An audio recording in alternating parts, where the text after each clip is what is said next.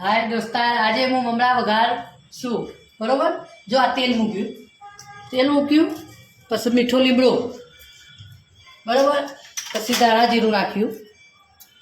ધાણા જીરું સેજ અડધર નાખવાની, આપણી જોતી હોય એટલી અડધર નાખવાની. મરચું બરાબર, પછી સંચળ લેવાનું. સંચળ આપણે જે ખાતા એ પ્રમાણે સંચળ લેવાનું બરાબર. જો હવે આ વઘાર આવે ને એ સહેજ રહી નાખવાની.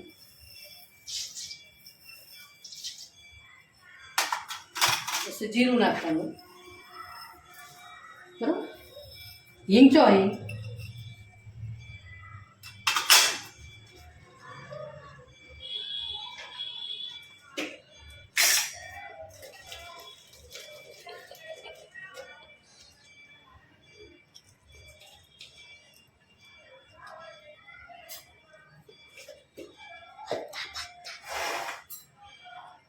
હિંગ નાખીએ ને એટલે આમાં આપણે ફૂટે ને એટલે સહેજ હિંગ નાખીને પછી આપણે મસાલો નાખી દેવાનો. આ મસાલો બરાબર. તમે આ મમરા વઘારશો ને આમાં તમારે મીઠું કરી નાખવાનું, સંચર નાખવાનું. તમે આમાં સંચર નાખશો ને એટલે તમારો સ્વાદ મસ્ત આવશે. કાલુપુર પેલા કાલુપુર હોય ને એવા તમને મમરા લાગશે. તૈયાર હોય ને એના કરતાં મસ્ત લાગશે. હવે દહીં ફૂટવા માંડી બરાબર. દહીં ફૂટો ને આપણે હિંગ નાખીશું.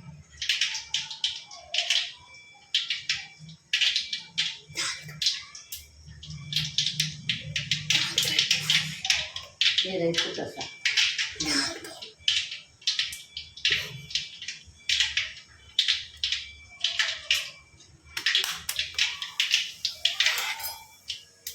દહીં ફૂટી ગઈ. હવે મસાલો નાખી દેવાનો.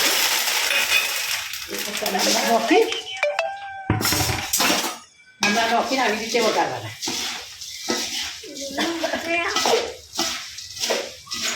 આવી રીતે હલાવવાના, ધીમો તાપ રાખવાનો નીચે. તમારા અંદર થોડી ખાંડ નાખવી હોય ને ગળી તો નાખવાની, ના નાખવી નહીં નાખવાની. તીખું ખાતા હોય તો અને આવી રીતે થોડા હલાવવાના. તમે વઘાર ખાંડ મમરામાં નાખી દો ને એ સારા ના લાગે એમ. અને આવી રીતે થોડા હલાવો ને એટલે તમે શું પેલો શેકી જાય મમરો, અને હવાયો મમરો હોય ને તો એ કડક થઈ જાય.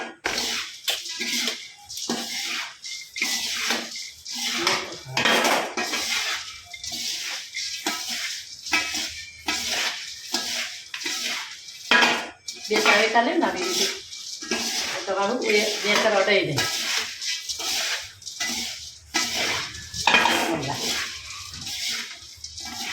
મમરો હોય ને થોડું તેલ પી જાય, પછી કોળા પી જાય. એ થોડું તેલ હરખું લેવાનું.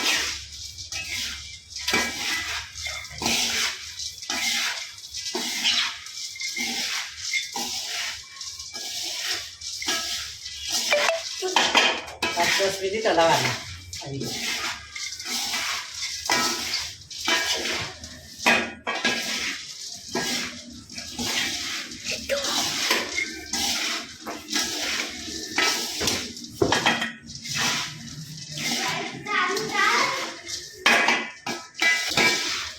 હલો, એનો જો આપણા મમરા તૈયાર થઈ ગયા.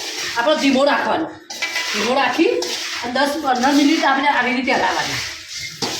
એ આપણે જો મમરા થઈ ગયા. તમે ધીમો રાખશો ને તો નીચે નહીં હલે બરાબર. જો મમરા